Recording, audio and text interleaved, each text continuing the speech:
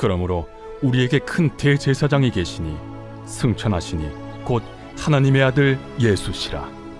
우리가 믿는 도리를 굳게 잡을지어다. 우리에게 있는 대제사장은 우리의 연약함을 동정하지 못하실 이가 아니요 모든 일에 우리와 똑같이 시험을 받으신 이로되 죄는 없으시니라. 그러므로 우리는 긍휼하심을 받고 때를 따라 돕는 은혜를 얻기 위하여 은혜의 보좌 앞에 담대히 나아갈 것이니라.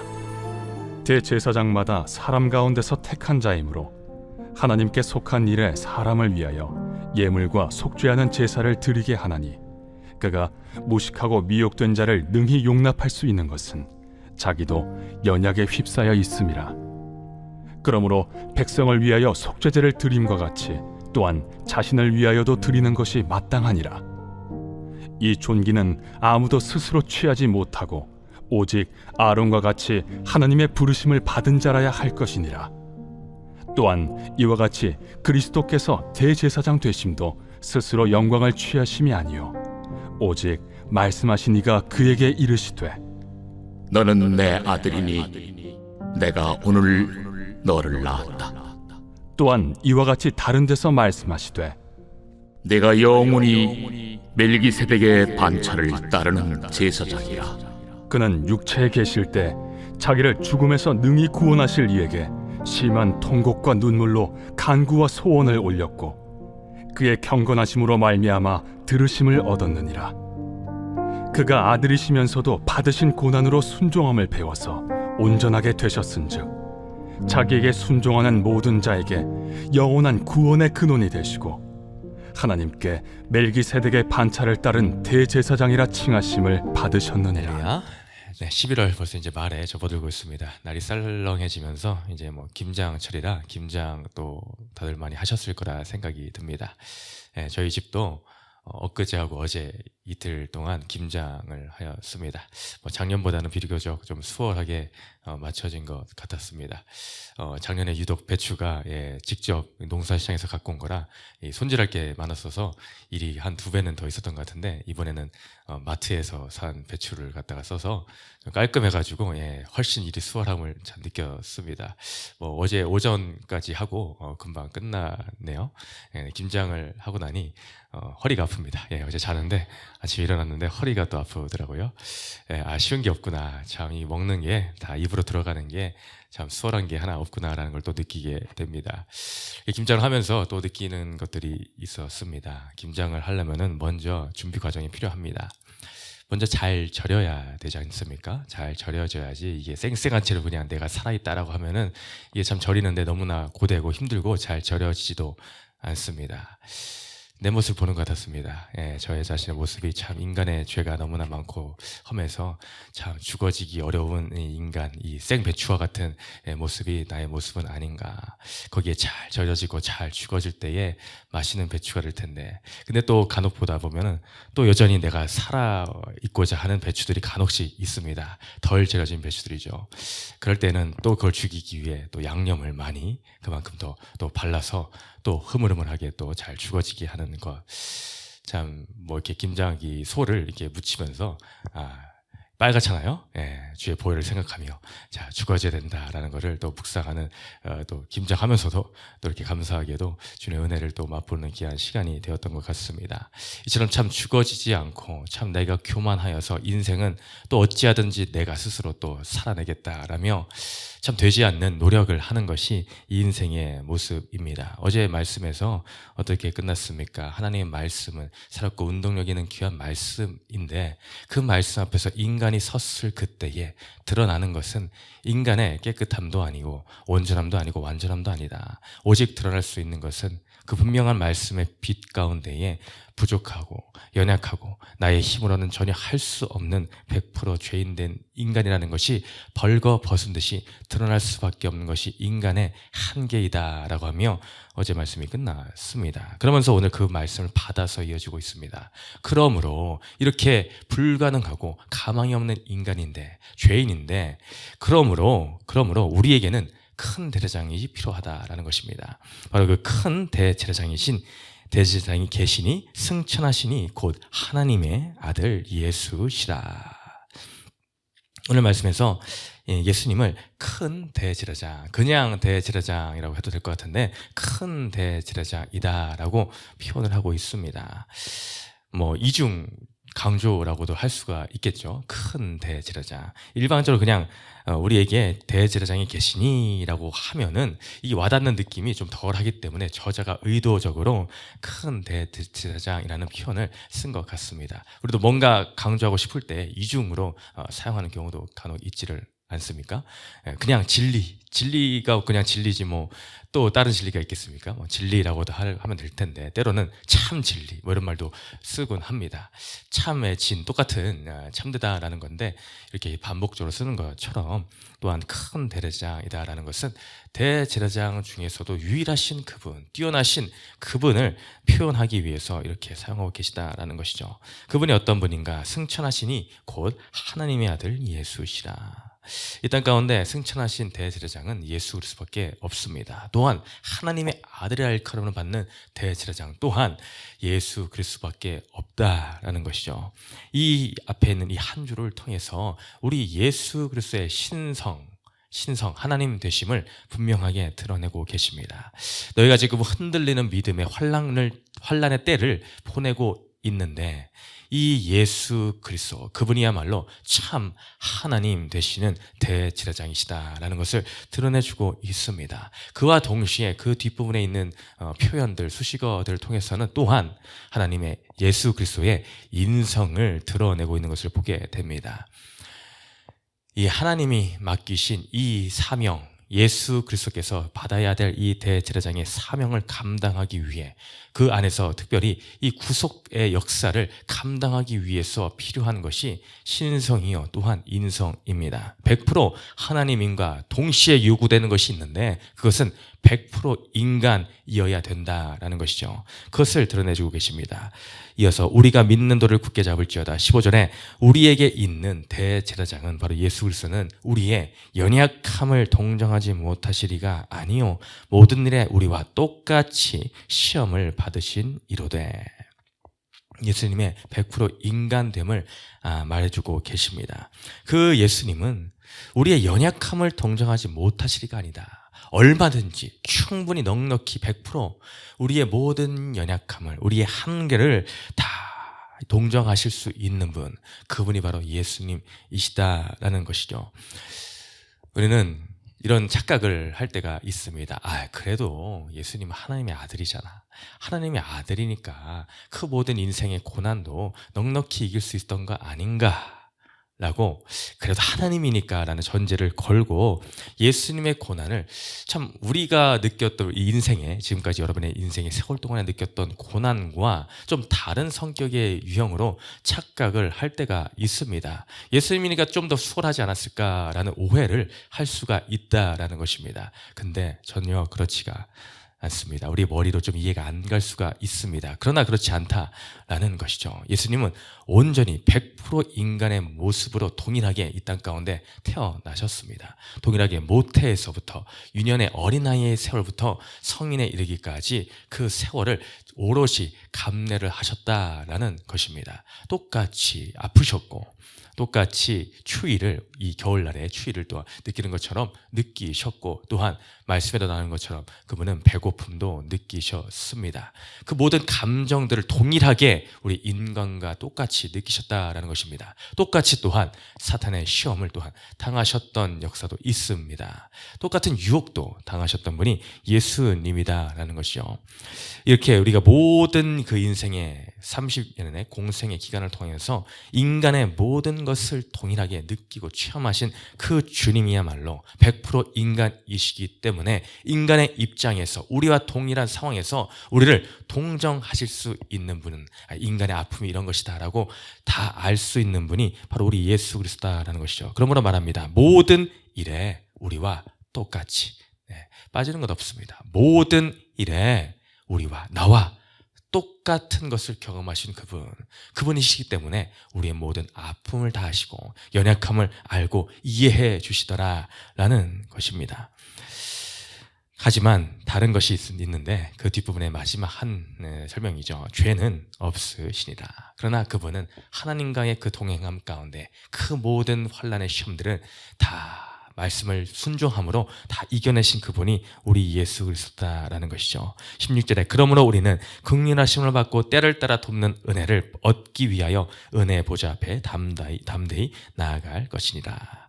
그러므로 이런 우리 예수 그리스도, 이분이 내가 설명하는 그 예수 그리스도가 이런 분이다. 그러므로 그분밖에 없다. 우리는 그의 긍휼하심을 받고, 먼저는 이것이 중요합니다. 긍휼하심을 받는 것. 인생에 먼저 요구되는 것은 하나님의 긍휼을 입는 것입니다. 내가 스스로 다 할 수 있습니다. 나는 아무 문제 없습니다. 그리스도 구세주 필요 없습니다 라고 하는 자는 어떻게 긍휼을 입겠습니까? 우리 인생은 하나님의 긍휼 없이는 살아갈 수 없는 존재입니다. 바꿔 우리가 많이 표현하는 말로 쓰면은 이게 은혜입니다. 은혜를 받지 않고는 단 한순간도 살아갈 수 없는 것이 나라는 존재입니다. 오늘도 내가 할 수 있다라는 것을 빨리 버려야 됩니다. 그런 자에게 주의 은혜와 이 긍휼이 임하는 것이고, 이 대제사장이신 예수 그리스도를 내 삶 가운데 초대하여 소유하는 인생이 되더라라는 것이죠. 그러므로 그럴 것을 통해 때를 따라 돕는 은혜를 얻을 수가 있다라는 것입니다. 그 은혜를 통하여 보좌 앞에 결국에는 담대히 우리가 나아갈 수가 있는 것입니다. 어찌 우리가 죄를 가지고 담대히 주님 앞에 나아갈 수가 있겠습니까? 오직 유일한 담대하게 나아갈 수 있는 그 길은 예수 그리스도라는 대제사장을 통한 그 길만이 유일하게 허락된 이 담대함의 길이다라는 것을 깨달아 우리는 나아가야 될 줄을 믿습니다. 또 그 다음에 5장 말씀으로 이제 이어지게 되는데, 그 대제사장이 무엇인가에 대해서 좀 더 자세히 또 나오는 것을 보게 됩니다. 이 구약의 이 당시 이 메시지의 수신자, 이 편지의 수신자가 율법을 중요하는 유대인들이라 하였습니다. 그 유대인들에게는 이 대제사장이라는 말은 너무나 중요하고 소중한 말입니다. 잘 이해하고 있는 표현이기도 하죠. 그러니 말합니다. 대제사장마다 사람 가운데서 택한 자이므로 하나님께 속한 일에 사람을 위하여 예물과 속죄하는 제사를 드리게 하나니. 우리 이 문장을 잘 생각해 봅시다. 그렇죠. 대제사장은 사람 가운데서 택함을 받은 자입니다. 대제사장 역할을 수행하는 것은 사람이다, 인간이다 라는 것이죠. 이해하기 쉬운 말이죠. 근데 이 택한 자이다 라는 것입니다. 아론을 먼저 우리는 떠오르게 되죠. 대제사장의 가장 첫 대제사장이라고, 인류의 첫 대제사장이면 아론을 우리는 먼저 떠올리게 됩니다. 이 전에 바로 민수기를 우리는 보았습니다. 민수기에서 보았듯이 우리 아론 대제사장이 어떻게 대제사장직을 하게 되었습니까? 아론이 자기가 스스로 하겠다고 하였습니까? 아닙니다.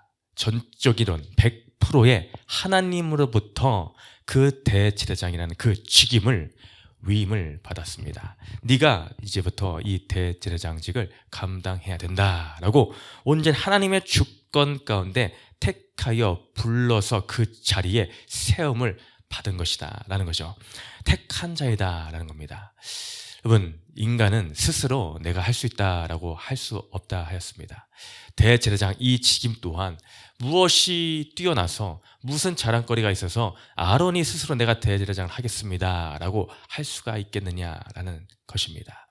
우리 사람도 마찬가지입니다. 그 누구도 아무도 내가 스스로 이 직임을 수행하겠노라 라고 하나님과 인간 사이에 이 중요한 역할을 하는 이 직임을 수행할 능력이 아무도 없습니다. 그가 하는 일이 무엇입니까? 이어서 나오죠. 하나님께 속한 일을 하는데, 그 일을 하는데 사람을 위하여 한다라고 합니다. 자, 하나님께 속한 일을 하는데 사람을 위하여 한다. 사람과 하나님 사이에 서서 하는 이 직임이, 이 일이 대제사장의 일입니다. 다리와 같은 역할입니다. 한마디로 하나님과 인간 사이에 죄로 인해 막혀져 있는데, 넘어갈 수가 없는데 그 사이에 서서 다리와 같은 역할을 하는 것이 이 대제사장이라는 직임입니다. 근데 대제사장 또한 사람입니다. 똑같은 죄인이더라라는 것입니다. 내가 스스로 할 수 없습니다. 그렇기에 이 지금 무슨 자격으로 하겠습니까? 야, 나 같은 자가 할 수 있을까? 내가 이 대제사장직을 내가 한다고? 라고 할 때에 아론은 아마도 너무나 큰 부담감을 가지고 있었을 것입니다. 야, 황송한데 라는 그런 마음을 가지고 있었을 것입니다. 내가 감히 할 수 있을까라는 두려움 또한 많이 있었을 것입니다. 그렇기에 하나님이 100% 하나님으로부터 나와서 직임을 수행할 수 있도록 택함을 받은 자만이 할 수 있더라라는 것입니다. 야, 너의 자격이 어떠해서 네가 뛰어나서 하는 것 아니야. 근데 내가 너를 지명해서 불러 세웠다라는 것이죠. 이 연약한 인간이 이 역할을 하는데 참 이 놀라운 표현이 또한 있습니다. 2절에 보니 그가 무식하고 미혹된 자를 능히 용납할 수 있는 것은, 재미있는 표현이죠. 무식하고 미혹한 자, 바로 우리들 인간들, 사람들을 말하는 것입니다. 이 미혹된 자를 능히 용납할 수 있는 것은 자기도 대제사장 자신도 연약에 휩싸여 있음이라. 이 대제사장이 비록 이렇게 연약하고 아무것도 못하는 죄인 중에 죄인이지만 이 또한 근데 그 직임을 할 수 있는 또 조건이 되는 이유는 그 또한 연약함에 휩싸여 있기 때문이라. 이것을 보면서 앞서 설명한 앞서 첫 번째 단락에 나왔던 그 표현이 생각이 나죠. 우리에게 있는 대제사장은 우리의 연약함을 동정하지 못하시리가 아니다. 이 예수 그리스도의 인성 100% 인간됨을 위해서 또한 이 대제사장의 연약함, 인간 대제사장의 연약함을 여기서 또한 증거를 해주고 있는 것입니다. 그가 100% 예수 그리스도가 우리의 모든 아픔을 동정하고 위로하고 인간의 입장에서 인간 쪽에 편에 서서 하나님께 나아갈 수 있는 것은 이 연약함, 이날은 인간의 모습으로 예수 그리스도도 오셨기 때문에 가능하다라는 것을 설명해 주고 계십니다. 근데 정확하게 인간의 한계라는 부분이 있음을 또한 드러내주고 있습니다. 3절에 그러므로 백성을 위하여 속죄제를 드린 것과 같이 또한 자신을 위하여 드리는 것이 마땅하니라.